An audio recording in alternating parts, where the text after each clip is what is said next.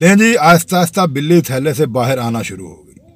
साबिक वजीर खजाना तैमूर झगड़ा साहब कहते इमरान खान ने मेरा नाम वजारत के लिए फाइनल किया था, लेकिन अली अमीन गंडापुर साहब कहते हैं कि 20 करोड़ रुपए इमरान खान साहब की कानूनी मदद के लिए पार्टी फंड में जमा करवाएं, वरना आपका नाम फाइनल लिस्ट से निकाल दिया जाएगा।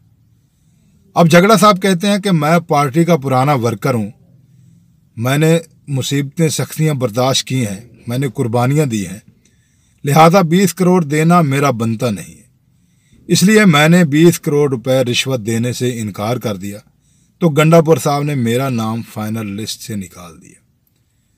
अब केपीके में ये बात भी ज़बान ज़दे आम है तैमूर झगड़ा के मुताबिक कि गंडापुर साहब फी वजारत 10 से 15 करोड़ रुपए ले रहे हैं, और वो भी सिर्फ 2 साल के लिए।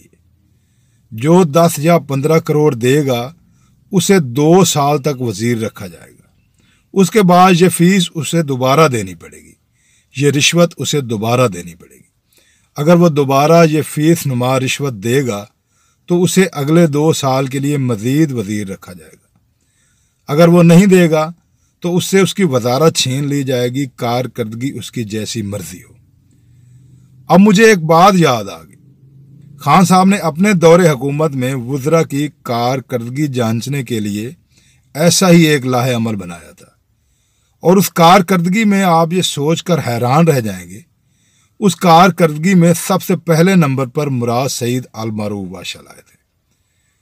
अब मुझे कोई पाकिस्तानी बता दे कि मुराद सईद साहब की कारकर्दगी क्या थी। किसी यूथिया को मालूम हो तो वो भी बता सकता है। अब मेरा ज़ाती ख्याल ये है कि उस वक्त भी यही काम किया था, क्योंकि हुकूमत को 2 साल गुजर चुके थे और खान साहब ने तमाम वजीरों से कंटिन्यू करने के लिए ऐसे ही को 15-20 करोड़ रुपए मांगे होंगे।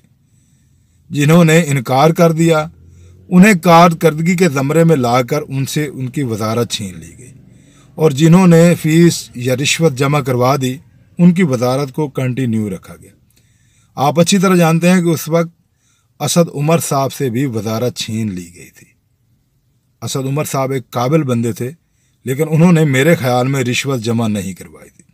अब दूसरी बात ये सामने आती है कि जो बंदा 10-15 करोड़ रुपए देकर वजारत लेगा वो मुल्क या सूबे की खाक खिदमत करेगा, अपने पैसों से डबल पैसे वो कमाएगा, उसके बाद सूबे के लिए या मुल्क के लिए अगर कुछ सोचे। वरना जो रिश्वत दे के वजीर लगता है, मेरे ख्याल में वो 100 से 10% भी आवाम के लिए नहीं सोचेगा, वो सिर्फ और सिर्फ अपने लिए ही सोचेगा।